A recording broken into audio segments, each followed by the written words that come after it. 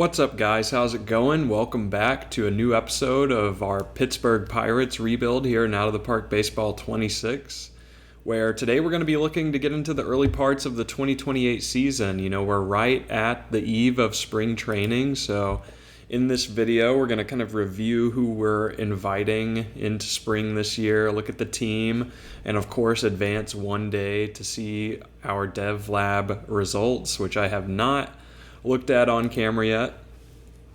So I have no clues as to how players may or may not progress. But before we get into that, I kind of want to look at the team as a whole and kind of look ahead to maybe what this season might hold for us, and kind of just set our expectations for the season. But before we get into it, I of course wanted to just say thank you for continuing to return to the series here. I have had a ton of fun making it, and now we're almost 3 weeks into making these videos, which is hard to believe. The time has flown by, but just know that I appreciate you continuing to return, and I look forward to keeping this thing going. So any support in the comments or any likes on the video would be really appreciated. But let's get into it. Here's a look at the initial lineup card we're bringing in. I've sort of structured the lineups like how I maybe envision them to play out sort of like during the season. We are going to start Endy both sides just because I feel like otherwise we're so lefty heavy. If we start Alfonso all the time, it's just going to be brutal. I am planning to heavily rotate him in, obviously, at catcher because he's our most talented young catcher, especially if he unlocks his power, which we'll see in just a few moments. But this is sort of how I have it structured now. Aiden Miller is going to get some playing time against lefties. I think this is a role that he can fill for us with the positive gap power and eye and avoid K there. I just kind of enjoy getting Mark Vientos off his feet for a day. So you'll notice Brian Reynolds is missing from this lefty lineup, and that's because we're kind of trying to shield him to just be righty only at this point. And since he's the DH for us now, we've also fully dialed back his defense to just try to maintain the bat as best we can. Just a little, I think that's kind of funny, but this is how we're looking. Other depth pieces here, we have sort of a third catcher here in our system who's playing at AAA. He's never played above the AA level. Axel Plaus. Pretty sure he's a real guy. Yeah, he was signed in 2022 by the Pirates, so he's going to be kind of just the third catcher. He's like a non-40 spring invite. So we have him.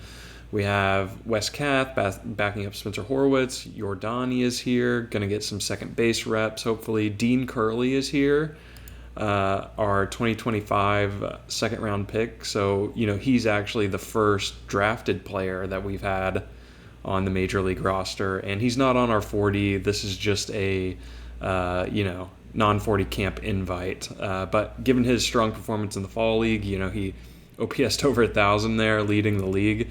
I felt like, why not see what we have? The plan is definitely to play him at AAA a little bit more, just to kind of hopefully tap into more of the hit tool, like the bat-to-ball stuff.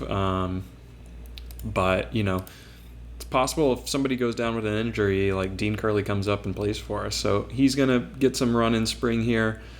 Like I said, we have Miller and Vientos still. Jack Brannigan is still floating around as an emergency backup. Wyatt Sanford is going to get platoon starts at shortstop, although I may look to honestly change it. I don't know if I want, I could see him playing full time, although now that I'm looking at it, I don't know. We'll just kind of see how his splits shake out. But for now, he's going to platoon with Piguero, and then we have a ton of outfielders, guys. We have way too many outfielders on this roster. But they're all so good, and they were all Rule 5 eligible. I felt compelled to keep them, but we have Antunes, who we're going to try to get some backup first base reps just to make him a little more versatile. So, hopefully he's somewhat capable there. But we have Antunes, Johnson, Edward Lantigua, Jacob Mellon, Brian Reynolds, Esther Suero, Connor Griffin is now here because he's Rule 5 eligible. Carson Benj, of course, our trade return from Paul Skeens, and Esmeralyn Valdez. And like these sort of new coming outfielders, like all of these international guys, are all really interesting players. Edward Lantigua, I think, is maybe the furthest away as he's the youngest, and of course he's a ground ball hitter, which we don't love. But look at his like fielding upside and his work ethic, and like all of this could just be so plus. Like I could see him becoming like a war monster in left field eventually. And like I said, he was Rule 5 eligible, so felt like it's his time to get a taste. And then Esther Suero is like 6'5" and can switch hit, which is just like he's a freak physically. I'm excited to see what he can bring. Like he honestly kind of looks like a little bit like stronger of a Wilfredo Antunez kind of build, and he hits switch. So excited to see what he can do. You know, he could feasibly even hang at center field as well. And then we have some other guys here, too. Esmeralda Valdez was the last one I wanted to mention, just because he has that plus power potential. He's a bit older than the other guys. He's 24. But as like a righty power bat, I could see him playing for us at some point this season. You know, he even has a little first base versatility. So a lot of intriguing outfielders coming up through the system now, which like makes me sour on Jacob Melton, and like, you know, it's likely he never plays for us again, if I'm being honest. So anyway, that's sort of the team from an offense perspective, but let's look at the pitching as well. We're going with 18 guys this year, and how many did we have? 24 position players is a little overkill, but 18 pitchers here, and we've got a couple of interesting guys here. We're going 6-man rotation, strict order. Pitch limit is at 70, so hopefully no one goes too hard. But we got Jones, Flaherty, Keller, Burrows, Harrington, and that's sort of how I see it, you know, running on opening day. And then we're also going to throw Bubba Chandler out there, you guys, because why not see what Bubba can do? His pitches have started to come along a little bit more, which I'm pleased with. You know, he just needs to rediscover his movement and his strikeout stuff, and then maybe he can find a role with us. But, you know, I think we're just throwing him out there for the fun, and it's likely he goes back to AAA.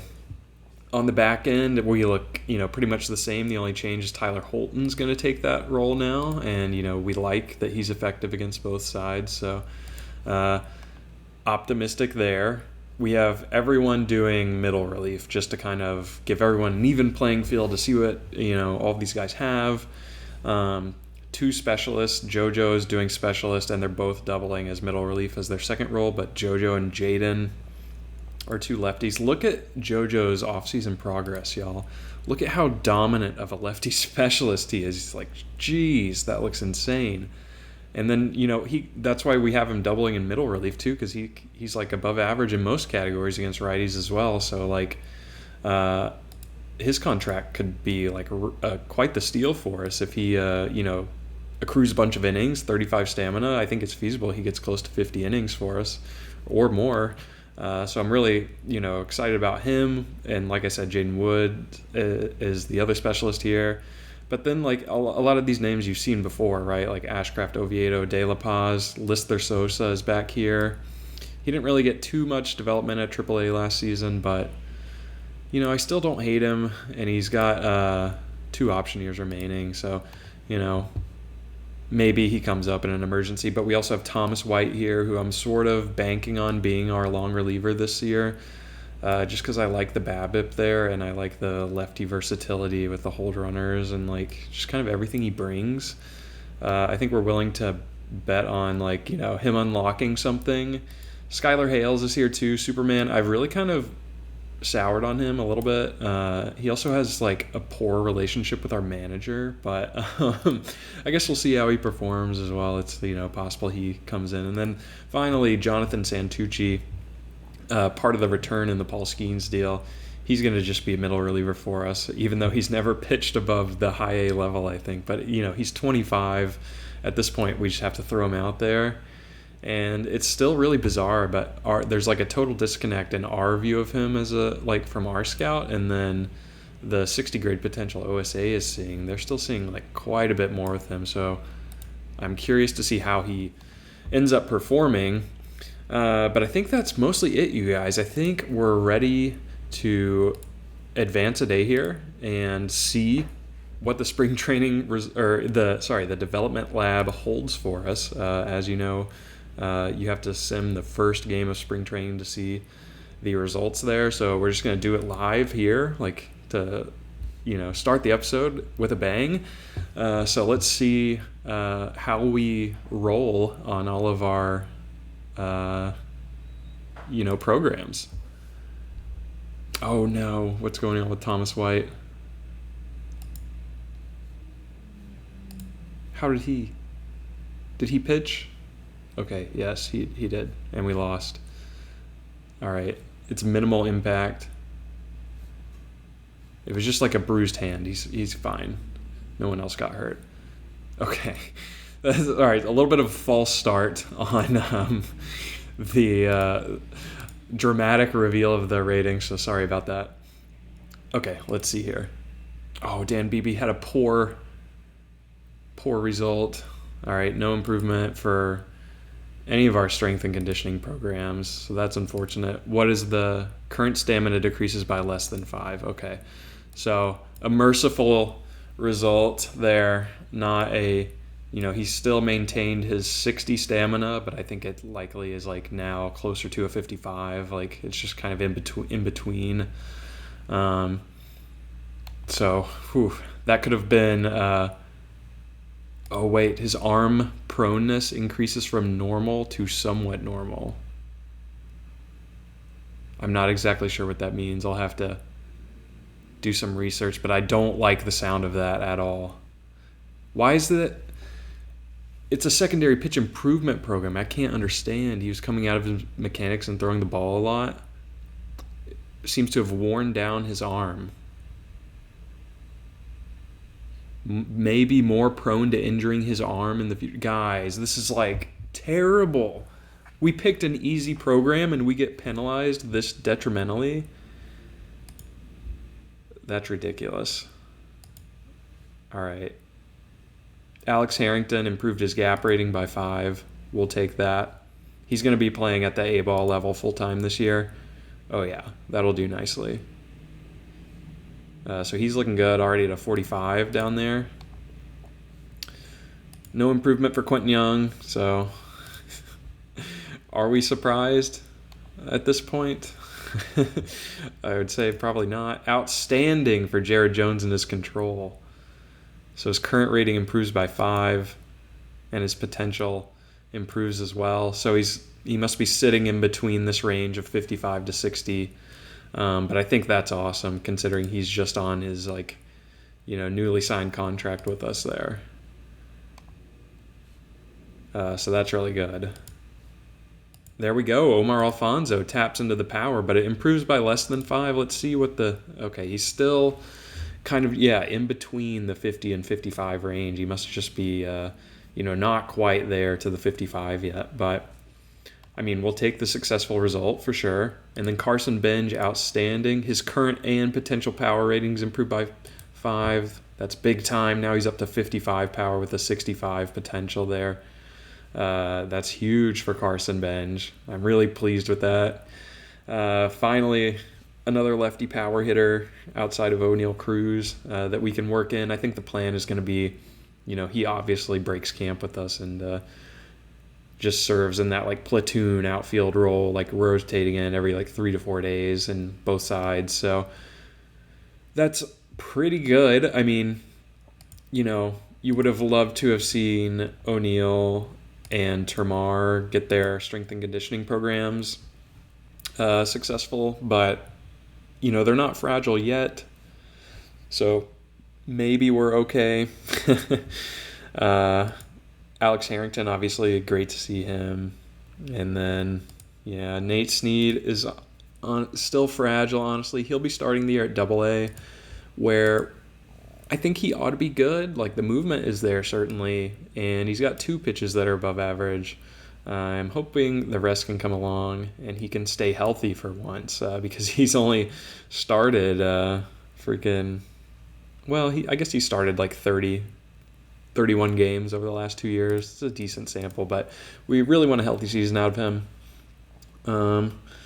I don't think I have too much else to say here, other than just that Dan Beebe arm injury thing is, uh, I think we just have to hope that we didn't ruin our number one pick here. That's crazy that the side effects were so bad from that. I don't know how to feel about that, guys. Anyway, I'm gonna continue the plan for the rest of this. Right, I'm just gonna simulate through all of this, and then we will regroup in about a month together to kind of review the stats and all of that. It looks like we have opening day a bit earlier this year on the 30th of March. So we're going to power through all of this spring training here, but I'm going to do it off camera.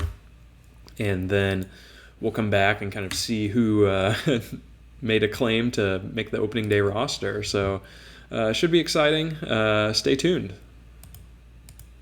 And we have made it through the end of spring training, y'all. As you can see, our Pirates ended up finishing 16-11 with one tie, so not bad considering all the unproven guys we have on our roster. I think there's a lot of positives we can take out of spring here. Jack Brannigan actually led the league in RBI there, which is funny. But we didn't make it through completely unscathed. Before we get to injuries, though, guys, I have to admit that I just totally spaced out on adding more players to the dev lab. I was just, fuming off of the Dan Beebe heightened injury result that I simulated 2 days further, and by the time I realized that we forgot to do this, it was too late to add new guys in. So totally my bad. I would have obviously loved to have improved the defense of guys like Nick Gonzalez, but we're just going to take the L and move on. But let's look at some of the performance that we saw in spring. The injuries that we suffered were to the back end of our bullpen. So we have Matt Brash with a hamstring strain that put him out for about 4 weeks, but that was back in early March. JoJo is about 10 days later with forearm inflammation, so also putting him out for a month. So in total, both guys are still on the shelf for 2 to 3 weeks. I think we still have, I had mentioned that opening day is a bit earlier this year, so it's likely that we'll not have them for the first week or so of the season. So we'll have to kind of make our bullpen work with who we got until then. But let's take a look at our batting and pitching numbers here. I think I want to start with pitching. If we go to spring training games and we just look at pitchers who started games for us, so it's going to be these 6 guys, and we're sorting by strikeout minus walk. I think everyone did pretty good. I'm looking at these just surface level numbers, the ERAs. The only guy with an inflated ERA was Jared Jones, but his whip and FIP were also really good, so I think that was likely just a short inning sample. But, everyone else's surface numbers are really good here. Our new addition, Jack Flaherty, had a pretty strong spring, although you could point to the whip being slightly high for him. And hitters did hit 258 on him, but everyone else was pretty much lights out. Even Bubba Chandler managed to throw together arguably our best spring out of anyone. Although Mitch Keller did have him beat in WAR, and he was tied with Jared Jones. So I don't think we're going to plan to start Bubba at the majors this season, just because I think he has more to unlock at AAA for another season. I think his third and fourth pitches need to come along a little bit further, because as it stands, they're both subpar at the MLB level. But it's good to see that he's not completely cooked, I suppose. But I think it's likely that he moves into sort of a no-role spot for us. We go back to Jones as our primary, and we roll through like this for the foreseeable, or at least for opening day. I think maybe we would even swap Harrington and Burrows, or no, we'll leave it like this. I think this is fine. You could argue Mitch Keller deserves the 2-hole over Flaherty even. So we could look to make that swap. I don't know if... although I do kind of like Flaherty in between two high stamina guys, so I think we'll keep it like this. But in terms of bullpen, we can maybe sculpt out a little bit how we're feeling about things just based off of like initial reactions. Jonathan Santucci, we kind of just had him up here to avoid him being claimed in the Rule 5, but he was clearly not ready. Negative WAR, negative strikeout minus walk rate. So he will be bumped back down to AA, which was always the plan with him. I think Braxton Ashcraft did not do himself any favors this spring. Negative WAR, only a 2% strikeout minus walk rate, so he is on super thin ice. Again, I think he's just helped out by the fact that he's very popular and he's a fan favorite. So, when I think about the bigger picture with our team this year and our revenue struggles, I think it'll be important to keep him on the roster. But we will likely have him avoid high leverage for the time being and just be a middle relief arm. Thomas White did fine. You look at the ERA and that's good. It's above average, 147 ERA plus. The FIP is right on average and the WHIP is a little bit high. So I think he's on the edge. I think it's likely he does break with us as long relief, and then sort of mop up duty as well. So I would be comfortable putting him in that role. Should we need to move him to the starting rotation, I think he could handle that. I wasn't blown away by the spring stats, though. 4.7 walk per 9 is pretty high. So kind of want to keep him in a lower leverage role. Jaden Woods, I think, honestly not bad with these numbers. The ERA and FIP are close to average, but they're a little subpar. I think with the Romero injury, it's likely he breaks camp as our lefty specialist just for the first week or two.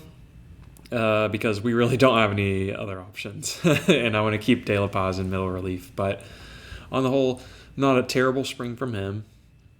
Had 3 shutdowns, no meltdowns. I'm also looking at these two. Ashcraft had 3 meltdowns, which is, not ideal. Oviedo's looking pretty good, although his ERA is not good. His FIP is okay. And I guess he just got kind of hit around, maybe, is the thing. But I still like him generally. I think he's one of our stronger middle relief options where, I would be fine running him as the primary there with De La Paz, who's just above him here. And he had a great, spring here. The ERA is above average. The FIP is above average.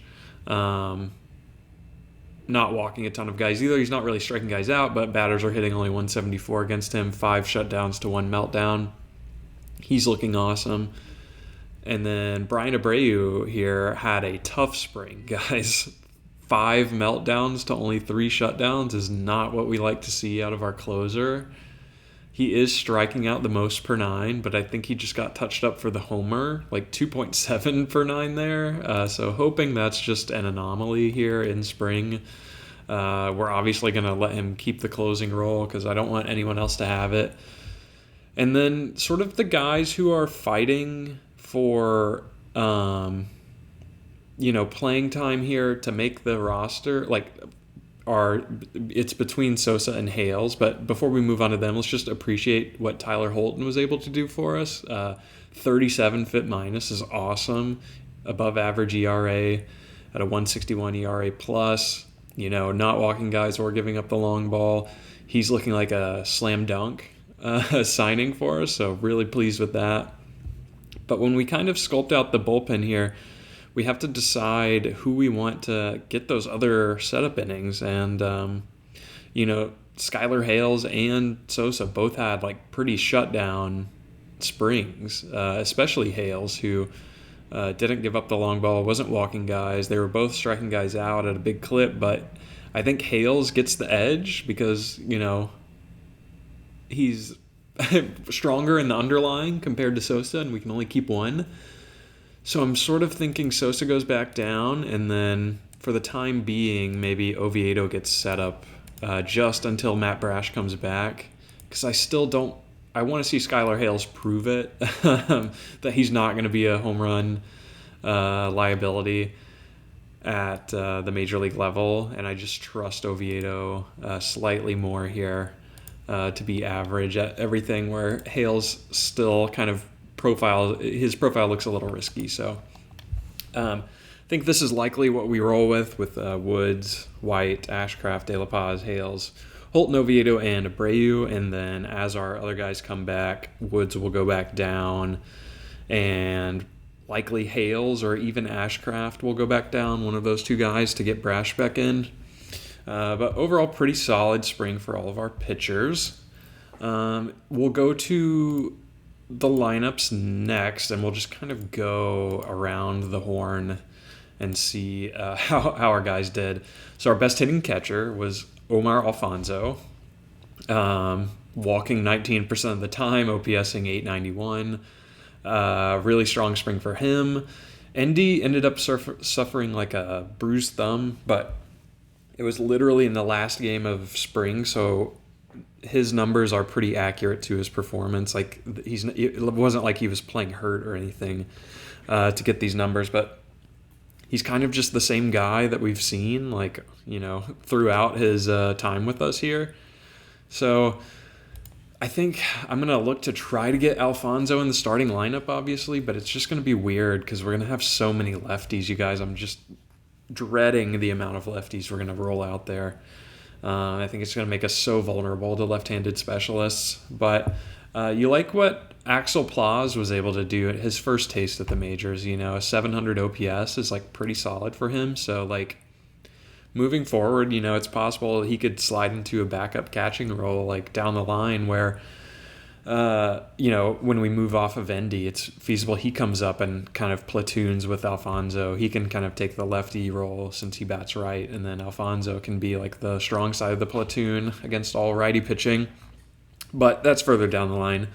I just wanted to kind of note his strong performance. In terms of hitters on the infield, only a couple above average guys, Vientos, Horwitz, and Brannigan. Brannigan had a really strong spring, guys. 3 homers, 14 ribbies, OPSing over 1,000, so he was definitely slugging big time for us. And, he's not a bad player. I look at this defense, and I kind of wonder if, maybe we need to respect him a little bit more. I think he can hit lefties, but he can also hit righties as well. He's not so bad against righty. And on the minimum, he's a pretty good player for us. Other guys here, it's we have Piguero, Gonzalez, who both may be disappointed, especially Gonzalez, I would say. I'm really hoping he can kind of rediscover his former self here, because we had such a tremendous first 2025 with him. He's never really lived up to that since then. And then Wyatt Sanford as well had a really disappointing spring, only OPSing 577.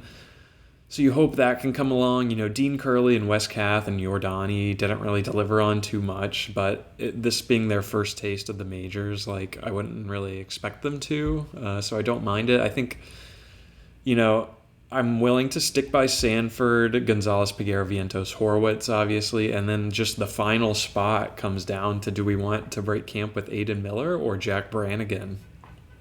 And based off of these spring stats, it should be obviously Jack Brannigan, which is a little bit tough.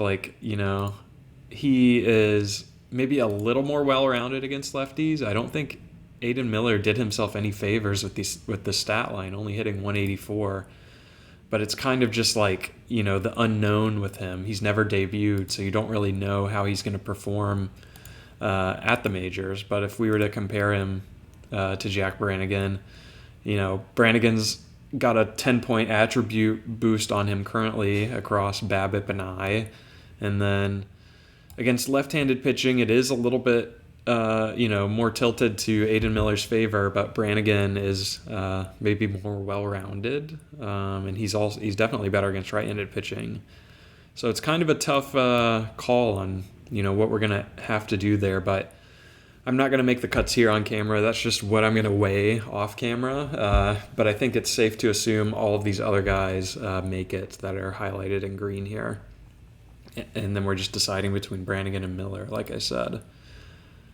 So outfielders, funnily enough, Jacob Melton was like a freak, but I think we're kind of done with him. It was just a one-year wonder kind of thing. Like, I don't want to carry him on the MLB roster necessarily. I think I would rather run 2 backup infielders and only 1 backup outfielder, I think. But check out Carson Bench, you guys. 4 homers, 10 ribby, OPSing 979 for a 166 WRC plus. Like, he was a freak for us. So we're going to have to heavily rotate him in at the corners and first base. Like, I want him to play, like, 4 or 5 times a week, out of 7 days, right? Like, I want him to be on the field for us quite often with that power. Brian Reynolds actually had a good spring, hit over 300 and had a WRC plus of 129. So, maybe he can maintain for another season. We still have him for 3 more years including this one. So 2 more after this one. And then, you can see how kind of the young guys did. Obviously, Connor Griffin was not ready for big league pitching, 14 WRC plus. I think Wilfredo Antunez kind of hurt himself here with his spring, even though he was so tremendous for us last season in a very limited sample. I don't think he breaks camp. I think Carson Bench has kind of stolen his spot. And then our main outfielder guys, they all kind of struggled to a degree. They were just a little slow out of the gate here. Nothing too special from Termar, Cruz, or Mullins, but I think they're all pretty safe with us. I wouldn't want to move on from any of them unless we end up trading Mullins, which I'm still considering. And then this group of guys here, sort of the young, unproven guys, they're all Valdez is 24, but Suero is only 22, Lantigua is only 21. It's good to see that they can produce at their current ratings, 800 OPS against big league pitching for these top 2 guys. That's awesome, which is why I partially am willing to move off of Jacob Melton. Maybe we could even trade him at some point, because I feel good about bringing up either of these guys should we need to call up a new outfielder. But I don't think much has changed in terms of who we expected to make the roster based on our spring stats. I think the only major changes would be we're going to try to find a way to start Alfonso at catcher, I think. And then, maybe we're deciding between Aiden Miller and Jack Brannigan for who is that other bat that we're bringing into platoon versus lefty pitching. So, sorry I didn't do the dev lab stuff. That's totally my bad, you guys. I'm going to figure out how we're going to set up the roster off camera here, and then we'll advance one day and we'll take a look at the preseason projections together, and we can kind of wrap the episode there. So let me handle all that. I'll be back soon. All right, y'all, we've made it to pseudo opening day here. We, of course, don't play for a couple of, more days on the calendar here, but we had to cut down our roster, so we've made a couple of tough decisions, and we've set ourselves up for the start of 2028. But before we get into that, I wanted to show you some news. Obviously, our owner is reminding us to play 500 ball this season, and a new top prospect list dropped. So not too much movement. Danny Jimenez is I think he dropped 1 spot down to number 5, and he will be playing at the DSL this season finally. Young Danny's going to get his shot to prove what he can do as our power hitting second baseman of the future. And then Dan Beebe climbed up to number 7, and we're going to start him out at high A again, just because I want to capitalize on our pitching coach here, specializing in power pitchers with outstanding development. I think that's just going to be a really nice synergy for him to, get a month or 2 of work down there and just kind of dominate and grow. But we retain our crown as top system in the MLB, so we Have a number of new prospects joining the ranks, and there's actually been some, swapping of roles here. So Griffin and Hiles sort of swap. Hiles moves up to number 25 in all of baseball now, and Malaguti is also at 58. Sanford is now 83, and then Harrington has fallen to 99, and then a couple of other guys here with Carson Benj coming in at 116. He's looking really good, by the way. Check out that power. Oh my gosh, I'm excited. But I'll show you the depth chart in a sec. I just wanted to go over kind of where everyone else is ranking here. Now, Quentin Young is nowhere to be seen in this now, so rip Quentin Young. Also from like a financial POV, right? We were like, really crunched on budget once we lost that remaining $6 million late in the offseason. And obviously our ticket sales are, projected to be way down. And now we're projected to finish at a loss of $5.5 million. So, I don't think that's, insurmountable. I think we can probably overcome that by trading a couple salaries at the deadline. And, we've pulled back on our scouting budget as well. It's only $10 million this year, and our player dev is still maintaining 35. And of course, there's the draft as well that we currently have $10 million allocated to. I hope the finances aren't bugged for prospects there like they were last year. But, all that to say, I think this will be something we're going to try to monitor throughout the season and come in as close as we can to, an even profit margin, just because we really don't want to get fired, or else that would be, an unceremonious end to the series. But let's look at the pitchers. Not too much surprises, Jones, Flaherty, Keller, Burrows, Harrington is pretty locked in as our starting five. Thomas White does make it in long relief, and we're going with Skylar Hales in middle relief, and we're going to use De La Paz more often. We're going to have Ashcraft avoid high leverage, and for the brief time being, Oviedo is going to be in the setup role along with Holton, and then Abreu is going to close for us. I may toggle Holton to secondary closer as well.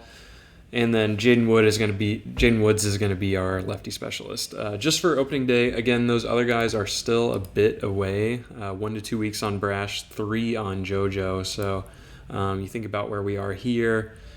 It's possible Brash could come back, in which case I think we would send down Skylar Hales again.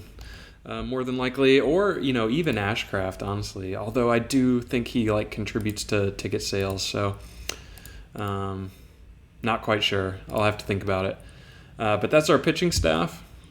In terms of lineup, we did end up, the kind of key decision was do we keep Aiden Miller or Brannigan? I wasn't willing to give up on Aiden Miller because I felt like he had a confirmed role as a bat against lefty pitching. And I kind of just wanted to preserve, see it at the real MLB level before moving on to him, or moving off of him. So we're going to give him run. If he is, underperforming at the midseason mark or, late into June, we could look to cut him loose, a la Juan Brito, a la Leo Bernal, et cetera, et cetera, et cetera. But otherwise everyone is pretty much playing here. The only one who is not in a major lineup is Carson Benj, but he's going to rotate in heavily. Everyone else is either playing versus righty or lefty, which I like to do this. So you can kind of see how we have the lineup split here against right-handed pitching. Carson Benj is going to rotate in heavily with Brian Reynolds every third day on DH. I sort of have to adjust these to where every third is going to overlap with every sixth every other time. So I'm I need to kind of figure this out here, but this is sort of the general gist of things, and the order we're going to go is Horwitz, Gonzalez, Termar, who actually led us in home runs last season. I don't think we ever acknowledged that, but he had the most home runs of anyone on our team last year. Cruz cleanup, Vientos 5, and then we're fitting Alfonso in at 6. Mullins 7, Reynolds is all the way down at 8 now, and then Wyatt Sanford in the 9 hole. So we're going back-to-back lefty several times in our order, on the turn first of all, and then 3-4 back-to-back lefties, and then 6-7 back-to-back lefties. So I'm a little bit scared of that, but I wanted to play Alfonso. I just felt like, it's his time. He's ascending, and Indy is sort of stagnant at the moment. So this is the best way I could think to structure it for the time being. And then against lefty pitching, it's a little bit different. We're starting Aidan Miller at second. I'm trying to develop him as a second baseman here a little bit more. So hopefully that comes along quickly because I would like to DH Gonzalez to kind of preserve his health a little bit with him being fragile. So this is sort of how we're running here. We're going Gonzalez lead off, actually, and then Horwitz, Vientos, Cruz, Indy at the 5 as a switch hitter, Aidan Miller, Termar, Peguero, Mullins in the 9 hole. So bit different against lefty there. Carson Benj, like I mentioned, isn't starting in any of these lineups, but he's going to rotate in heavily. So he's going to go for Cruz in right field every 6th game, and then after Cruz gets his day off, he's then going to come in and substitute for Mullins in center, hoping that he'll be fresh every time he's asked to rotate into center. And then Benj is going to rotate again with Johnson every 5th day there. And then every 7th day at first base with Horwitz as well. So it's a little bit messy. I need to kind of zoom in on what cadences make sense, but that's sort of the general idea. We have Peguero as a defensive sub with Nick Gonzalez for those late game situations. And yeah, overall, I'm pretty excited for how this season is going to play out. The last thing we're going to take a look at, of course, is the projections, which have always disrespected us in the past. But this season is going to be different. You may think that this is the year we're kind of resetting our team and maybe we should lower our expectations, but the simulation would have me thinking otherwise because check this out. We are projected to go 93-69. Is this a joke? Oh my gosh, we've never been projected to perform so well. 175 homers, I think, is a high for us here. Obviously, a good amount of steals, but really our pitching, I think, is what's carrying us here. We're not projected to walk a lot of guys, and we're projected a decent amount of strikeouts. So, the dice rolled our way in this mock simulation. I'll be curious to see if we could possibly live up to this. I think we're going to need a lot of help and, all of our guys to stay healthy, of course. No top hitters recognized for us. It's a lot of familiar names here, except for Luis Garcia, which is funny to see. And then in terms of pitching, obviously Skeens now with the Mets, along with Senga, the 1-2 punch there. But then they also have Wheeler and David Peterson, so 4 of their pitchers appear here. Our guy Jared Jones does appear here, however, kind of creeping in at the bottom. So, really excited for a big year from him, our new starting ace of the future, who will hopefully gain popularity as he performs. But I think we're ready to leave the video here, guys. So sorry we didn't get into the season yet. I know it's quite the teaser, and we've sort of been dragging our feet these last couple of episodes. But I wanted to, also reiterate and give you sort of a heads up that I'm going to be unable to play for the next few days. So I've been trying to upload these videos every day, but it may be 4 or 5 days before I'm able to check back in, so don't panic. I'm not done with the series or anything. I'm just busy and unable to play. So I appreciate your patience there, hopefully, but I look forward to being back with you soon, where we will kick off the 2028 season together and push into, the first half. I think it's likely we'll go all the way through May and maybe a bit into all the way through April, rather, and a bit into May. So a lot to look forward to coming up. But I'll let you guys go. As always, I appreciate you watching these videos, and any support you could show would be really amazing toward the series. But like I said, I'll be back with you shortly here in just a few days with the 2028 season of our Pittsburgh Pirates rebuild.